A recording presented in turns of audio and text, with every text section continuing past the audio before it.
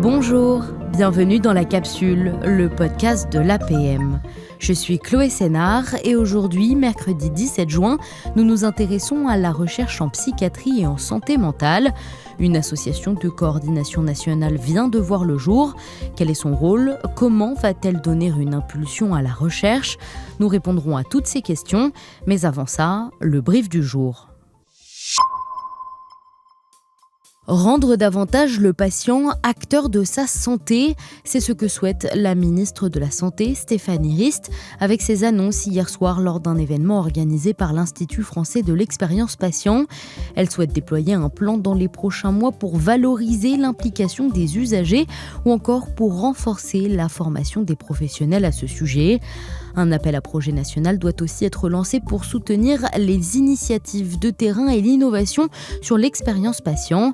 En parallèle, la Haute Autorité de Santé doit publier des recommandations dans les prochaines semaines pour conforter ce rôle. Publication de la première instruction de la campagne budgétaire des établissements et services médico-sociaux pour 2026. Le taux d'évolution des moyens pour le secteur des personnes âgées passe à plus 1,49%. C'est moins que l'année dernière. Et pour le handicap, l'évolution reste la même, plus 0,95%.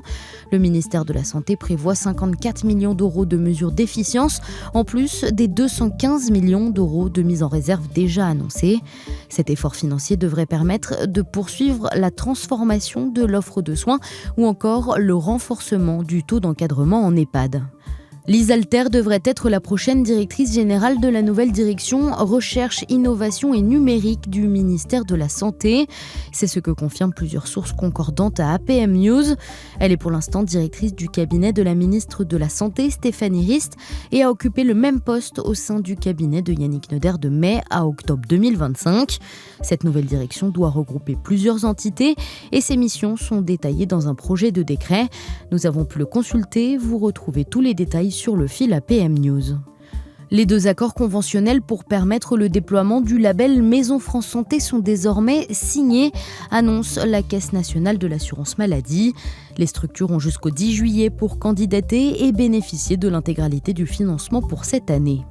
Une première depuis la création du G7. Les chefs d'État et de gouvernement réunis cette semaine à Évian ont inscrit la lutte contre les cancers comme une priorité.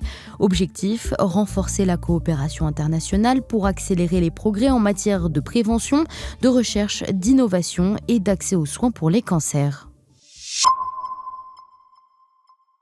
Pour le débrief du jour, je suis avec Valérie Lespez, spécialiste de la psychiatrie à la rédaction. Bonjour. Bonjour Chloé. Une nouvelle association a vu le jour mi-mai, l'association de coordination nationale des fédérations régionales de recherche en psychiatrie et santé mentale. Les fédérations se sont réunies au ministère de la Santé pour définir une ambition nationale. Qu'est-ce que ça signifie exactement ? Qu'est-ce que va permettre cette association pour la recherche dans ces domaines ? C'est ce qu'on va voir ensemble aujourd'hui. Valérie, déjà peut-être d'où vient l'idée à l'origine de créer cette association ? Alors, cette association a été créée pour fédérer les fédérations qui sont en train de se créer, mais elle n'est pas nouvelle parce que déjà dans les années 2015-2016, la Conférence nationale des présidents de commissions médicales d'établissements d'hôpitaux psychiatriques et le Collège national des universitaires de psychiatrie, le CNUP, avaient déjà créé une espèce de coordination nationale informelle. À l'époque, il n'y avait que 2 fédérations, une dans les Hauts-de-France qui s'appelle la Fédération régionale de recherche en santé mentale, la F2RSM Psy, et une en Occitanie qui s'appelle la FEREPSI, la Fédération régionale de recherche en psychiatrie et santé mentale. Donc déjà, il y avait cette idée d'avoir une instance de coordination nationale pour essayer de réfléchir de manière un peu plus globale et nationale au sujet.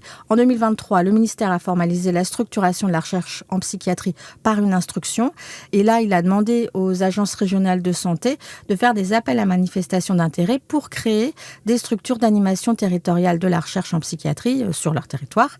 Et donc, d'autres fédérations ont vu le jour ou sont en train de voir le jour.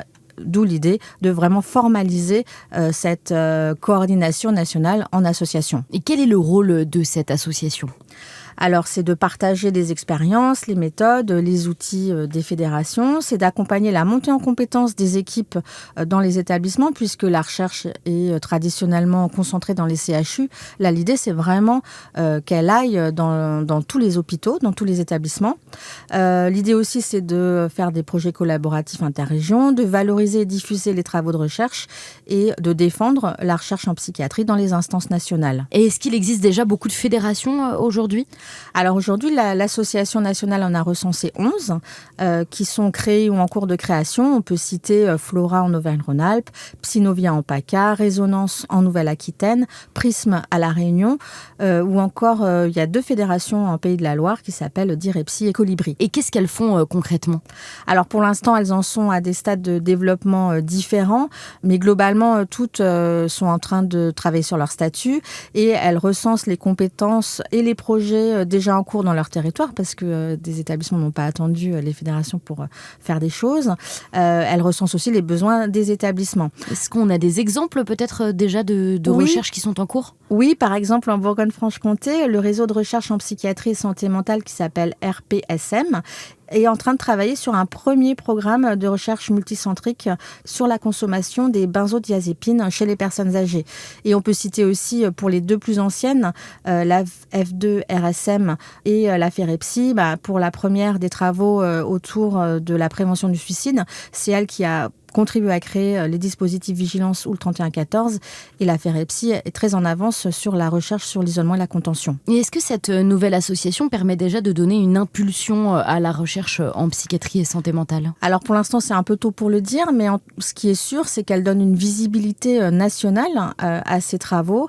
Elle va être d'une grande aide pour les fédérations, et puis elle a un vrai travail de pédagogie à faire auprès des instances nationales et des acteurs à la fois nationaux et territoriaux pour faire avancer la recherche en psychiatrie. Merci beaucoup Valérie, toutes ces informations sont à retrouver sur le fil APM News. À demain pour un nouvel épisode.